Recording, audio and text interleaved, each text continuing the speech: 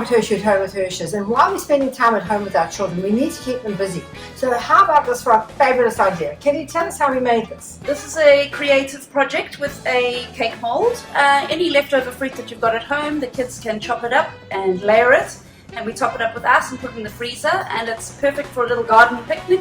You put it in a big champagne bucket and fill it with your cool drink of water, and you've got a little outdoor picnic with a bundt cake ring mold. And for the parents who want to make some sangria, it'll keep it nice and cold.